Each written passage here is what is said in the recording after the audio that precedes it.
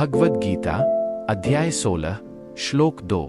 अहिंसा सत्यमक्रोधः त्यागः शान्तिरपैशुनम् दया भूतेष्वलोलुप्त्वम् मार्दवम् ह्रीरचापलम्।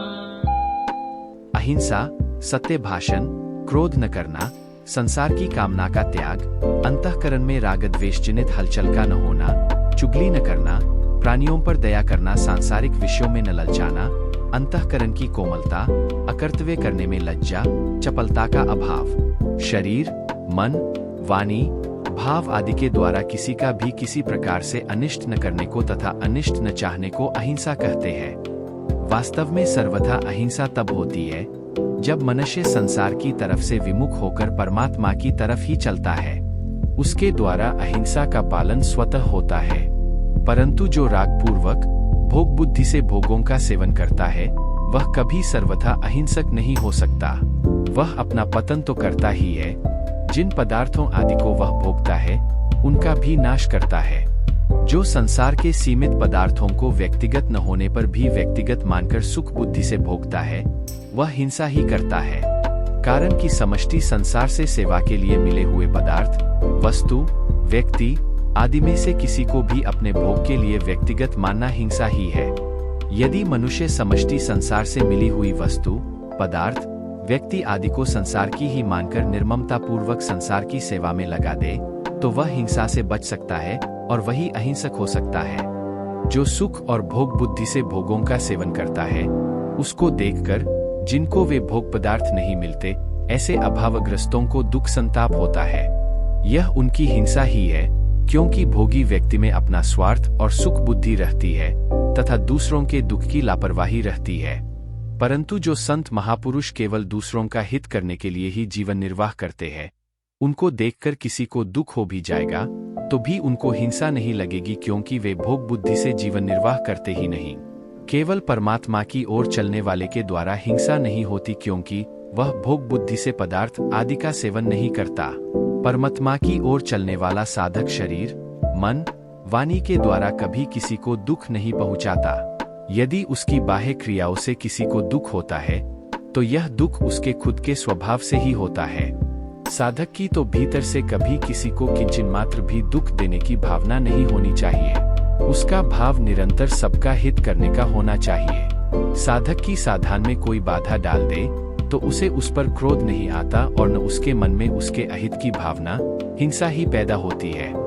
हाँ, परमात्मा की ओर चलने में बाधा पड़ने से उसको दुख हो सकता है, पर वह दुख भी सांसारिक दुख की तरह नहीं होता।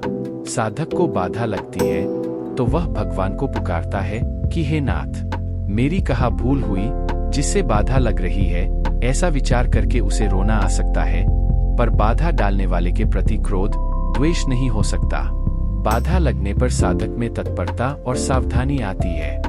यदि उसमें बाधा डालने वाले के प्रति द्वेष होता है तो जितने अंश में द्वेष वृत्ति रहती है उतने अंश में तत्परता की कमी है, अपने साधन का आग्रह है। साधक में एक तत्परता होती है और एक आग्रह होता है।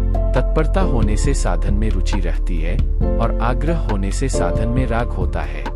रुचि होने से अपने साधन में कहाँ कहाँ कमी है उसका ज्ञान होता है और उसे दूर करने की शक्ति आती है तथा उसे दूर करने की चेष्टा भी होती है। परंतु राग होने से साधन में विघ्न डालने वाले के साथ द्वेष होने की संभावना रहती है। वास्तव में देखा जाए तो साधन में हमारी रुचि कम होने से ही दूसरा हमारे साधन में बाधा डालता है। अगर साधन में हमारी रुचि कम न हो तो दूसरा हमारे साधन में बाधा नहीं डालेगा, प्रत्युत यह सोचकर उपेक्षा कर देगा कि यह जिद्दी है, मानेगा नहीं, आज जैसा चाहे वैसा करने दो।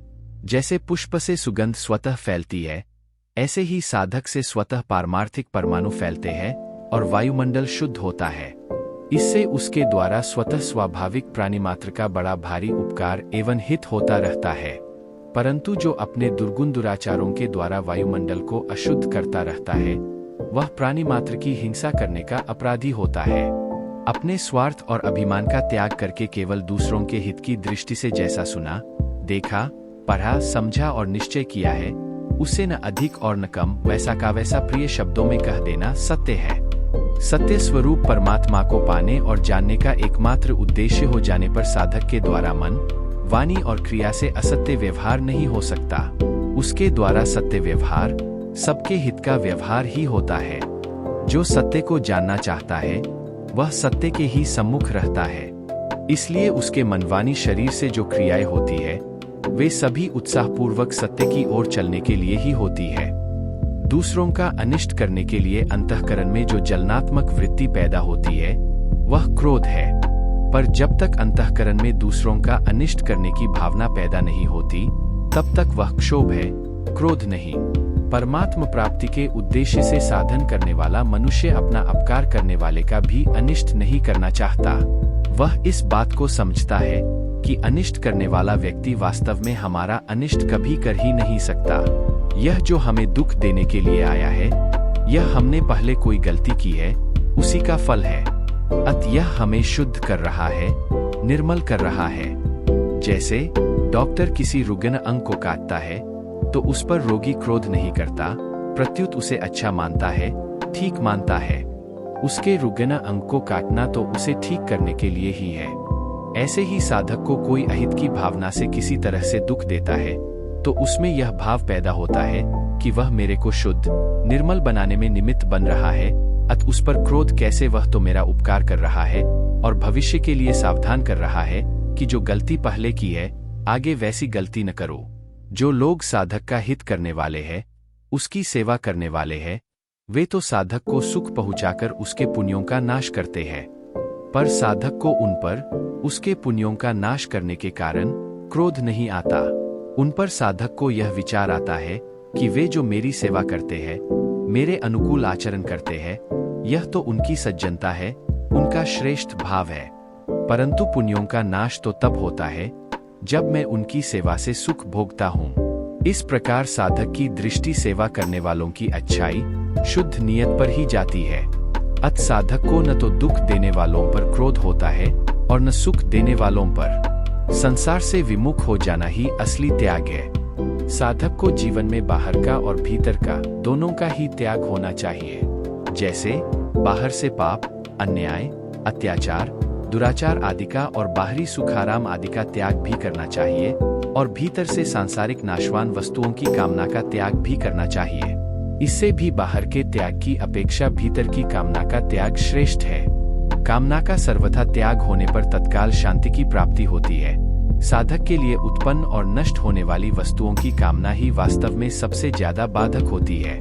अतः कामना का सर्वथा त्याग करना चाहिए। त्याग कब होता है? जब साधक का उद्देश्य एकमात्र परमात्म प्राप्ति का ही हो जाता है, तब उसकी कामनाएं दूर होती चली जाती है। कारण कि सांसारिक भोग और संग्रह साधक का लक्ष्य नहीं होता। अतः वह सांसारिक भोग और संग्रह की कामना का त्याग करते हुए अपने साधन में आगे बढ़ता रहता है। अंतःकरण में रागद्वेष जनित हलचल का न होना शांति है, क्योंकि संसार के साथ रागद्वेष करने से ही अंतःकरण में अशांति आती है और उनके न होने से अंतःकरण स्वाभाविक ही शांत, प्रसन्न रहता है। अनुकूलता से पुराने पुण्यों का नाश होता है और उसमें अपना स्वभाव सुधरने की अपेक्षा बिगड़ने की संभावना अधिक रहती है। परंतु प्रतिकूलता आने पर पापों का नाश होता है और स्वभाव में भी सुधार होता है। इस बात को समझने पर प्रतिकूलता में भी स्वतः शांति बनी रहती है। किसी परिस्थिति आदि को लेकर साधक में कभी रागद्वेष का भाव हो भी जाता है तो उसके मन में अशांति पैदा हो जाती है और अशांति होते ही वह तुरंत सावधान हो जाता है कि रागद्वेष पूर्वक कर्म करना मेरा उद्देश्य नहीं है। इस विचार से फिर शांति आ जाती है और समय पाकर स्थिर हो जाती है। किसी के दोष को दूसरे के आगे प्रकट करके दूसरों में उसके प्रति दुर्भाव पैदा करना पिशुनता है और इसका सर्वथा अभाव ही अपैशुन है। परमात्म प्राप्ति का ही उद्देश्य होने से साधक कभी किसी की चुगली नहीं करता। ज्यों-ज्यों उसका साधन आगे बढ़ता चला जाता है, त्यों ही त्यों उसकी दोष दृष्टि और द्वेष वृत्ति मिटकर दूसरों के प्रति उसका स्वतः ही अच्छा भाव होता चला जाता है। उसके मन में यह विचार भी नहीं आता कि मैं साधन करने वाला हूँ और ये दूसरे साधन न करने वाले साधारण मनुष्य हैं। प्रत्युत तत्परता से साधन होने पर उसे जैसी अपनी स्थिति जड़ता से संबंध न होना दिखाई देती है, वैसी ही दूसरों की स्थिति भी दिखाई देती है कि वास्तव में उनका भी जड़ता से संबंध नहीं है, केवल संबंध माना हुआ है। इस तरह जब उसकी दृष्टि में किसी का भी जड़ता से संबंध है ही नहीं, तो वह किसी का दोष किसी के प्रति क्यों प्रकट करेगा। भक्ति मार्ग वाला सर्वत्र अपने प्रभु को देखता है, ज्ञान मार्ग वाला केवल अपने स्वरूप को ही देखता है और कर्मयोग मार्ग वाला अपने सेवे को देखता है। इसलिए साधक किसी की बुराई, निंदा, चुगली आदि कर ही कैसे सकता है। दूसरों को दुखी देखकर उनका दुख दूर करने की भावना को दया कहते हैं। भगवान की, संत महात्माओं की, साधकों की और साधारण मनुष्यों की दया अलग अलग होती है। एक, भगवान की दया। भगवान की दया सभी को शुद्ध करने के लिए होती है। भक्त लोग इस दया के दो भेद मानते हैं, कृपा और दया। मात्र मनुष्यों को पापों से शुद्ध करने के लिए उनके मन के विरुद्ध प्रतिकूल परिस्थिति को भेजना कृपा है और अनुकूल परिस्थिति को भेजना दया है। दो, संत महात्माओं की दया। संत महात्मा लोग दूसरों के दुख से दुखी और दूसरों के सुख से सुखी होते हैं, पर वास्तव में उनके भीतर न दूसरों के दुख से दुख होता है और न अपने दुख से ही दुख होता है। अपने पर प्रतिकूल परिस्थिति आने पर वे उसमें भगवान की कृपा को देखते हैं, पर दूसरों पर दुख आने पर उन्हें सुखी करने के लिए वे उनके दुख को स्वयं अपने पर ले लेते हैं। जैसे इंद्र ने क्रोधपूर्वक बिना अपराध के दधीचि ऋषि का सिर काट दिया था, पर जब इंद्र ने अपनी रक्षा के लिए उनकी हड्डियां मांगी, तब दधीचि ने सहर्ष प्राण छोड़कर उन्हें अपनी हड्डियां दे दी। इस प्रकार संत महापुरुष दूसरे के दुख को सह नहीं सकते, प्रत्युत उन्हें सुख पहुंचाने के लिए अपनी सुख सामग्री और प्राण तक दे देते हैं, चाहे दूसरा उनका अहित करने वाला ही क्यों न हो। इसलिए संत महात्माओं की दया विशेष शुद्ध, निर्मल होती है। 3, साधकों की दया। साधक अपने मन में दूसरों का दुख दूर करने की भावना रखता है और उसके अनुसार उनका दुख दूर करने की चेष्टा भी करता है। दूसरों को दुखी देखकर उसका हृदय द्रवित हो जाता है, क्योंकि वह अपनी ही तरह दूसरों के दुख को भी समझता है। इसलिए उसका यह भाव रहता है कि सब सुखी कैसे हो, सबका भला कैसे हो, सबका उद्धार कैसे हो, सबका हित कैसे हो। अपनी ओर से वह ऐसी ही चेष्टा करता है, परंतु मैं सबका हित करता हूँ, सबके हित की चेष्टा करता हूँ, इन बातों को लेकर उसके मन में अभिमान नहीं होता। कारण कि दूसरों का दुख दूर करने का सहज स्वभाव बन जाने से उसे अपने इस आचरण में कोई विशेषता नहीं दिखती, इसलिए उसको अभिमान नहीं होता।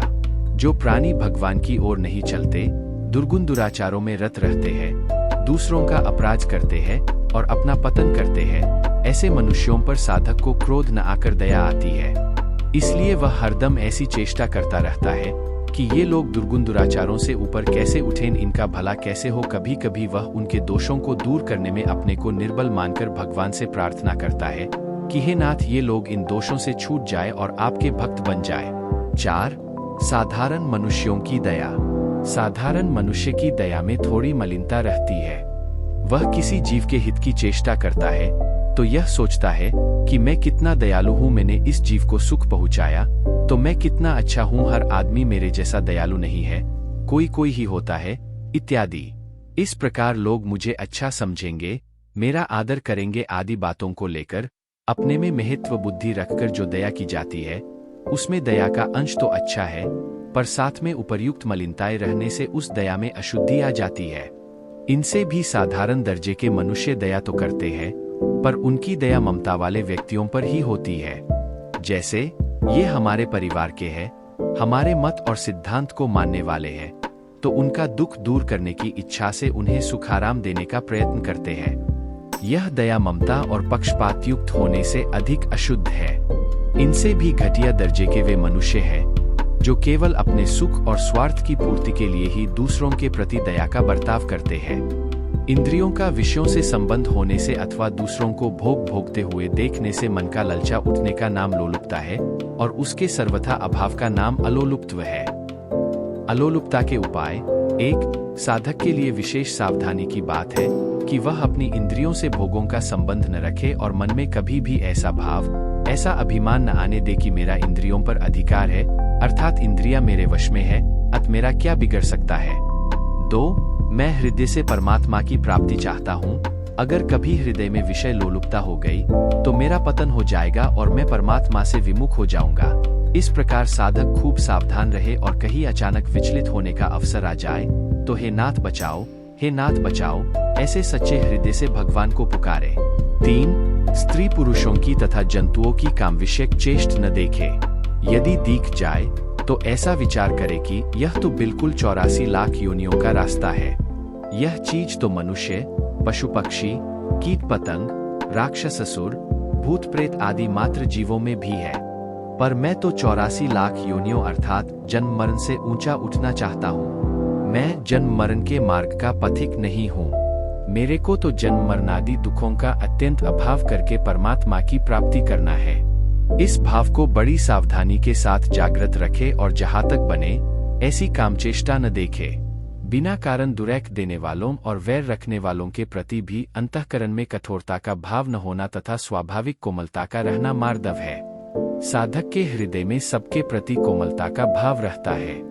उसके प्रति कोई कठोरता एवं अहित का बर्ताव भी करता है तो भी उसकी कोमलता में अंतर नहीं आता। यदि साधक कभी किसी बात को लेकर किसी को कठोर जवाब भी दे दे तो वह कठोर जवाब भी उसके हित की दृष्टि से ही देता है, पर पीछे उसके मन में यह विचार आता है कि मैंने उसके प्रति कठोरता का व्यवहार क्यों किया, मैं प्रेम से या अन्य किसी उपाय से भी समझा सकता था। इस प्रकार के भाव आने से कठोरता मिटती रहती है और कोमलता बढ़ती रहती है। यद्यपि साधकों के भावों में और वाणी में कोमलता रहती है, तथापि उनकी भिन्न भिन्न प्रकृति होने से सबकी वाणी में एक समान कोमलता नहीं होती, परंतु हृदय में साधकों का सबके प्रति कोमल भाव रहता है। ऐसे ही कर्मयोग, ज्ञानयोग और भक्तियोग आदि का साधन करने वालों के स्वभाव में विभिन्नता होने से उनके बर्ताव सबके प्रति भिन्न भिन्न होते हैं। अतः उनके आचरणों में एक जैसी कोमलता नहीं दिखती, पर भीतर में बड़ी भारी कोमलता रहती है। शास्त्र और लोक मर्यादा के विरुद्ध काम करने में जो एक संकोच होता है उसका नाम लज्जा है। साधक को साधन विरुद्ध क्रिया करने में लज्जा आती है। वह लज्जा केवल लोगों के देखने से ही नहीं आती, प्रत्युत उसके मन में अपने आप ही यह विचार आता है कि राम राम, मैं ऐसी क्रिया कैसे कर सकता हूँ, क्योंकि मैं तो परमात्मा की तरफ चलने वाला साधक हूँ। लोग भी मुझे परमात्मा की तरफ चलने वाला समझते हैं। अतः ऐसी साधन विरुद्ध क्रियाओं को एकांत में अथवा लोगों के सामने कैसे कर सकता हूँ, इस लज्जा के कारण साधक बुरे कर्मों से बच जाता है एवं उसके आचरण ठीक होते चले जाते हैं। जब साधक अपनी अहंता बदल देता है कि मैं सेवक हूँ, मैं जिज्ञासु हूँ, मैं भक्त हूँ, तब उसे अपनी अहंता के विरुद्ध क्रिया करने में स्वाभाविक ही लज्जा आती है। इसलिए पारमार्थिक उद्देश्य रखने वाले प्रत्येक साधक को अपनी अहंता में साधक हूँ, मैं सेवक हूँ, मैं जिज्ञासु हूँ, मैं भगवत भक्त हूँ, इस प्रकार से यथारुचि बदल लेनी चाहिए, जिससे वह साधन विरोधी कर्मों से बचकर अपने उद्देश्य को जल्दी प्राप्त कर सकता है। कोई भी कार्य करने में चपलता का अर्थात उतावलापन का न होना अचापल है। चपलता, चंचलता होने से काम जल्दी होता है, ऐसी बात नहीं है। सात्विक मनुष्य सब काम धैर्य पूर्वक करता है, अतः उसका काम सुचारू रूप से और ठीक समय पर हो जाता है। जब कार्य ठीक हो जाता है तब उसके अंतःकरण में हलचल, चिंता नहीं होती। चपलता न होने से कार्य में दीर्घ सूत्रता का दोष भी नहीं आता, प्रत्युत कार्य में तत्परता आती है, जिससे सब काम सुचारू रूप से होते हैं। अपने कर्तव्य कर्मों को करने के अतिरिक्त अन्य कोई इच्छा न होने से उसका चित्त विक्षिप्त और चंचल नहीं होता।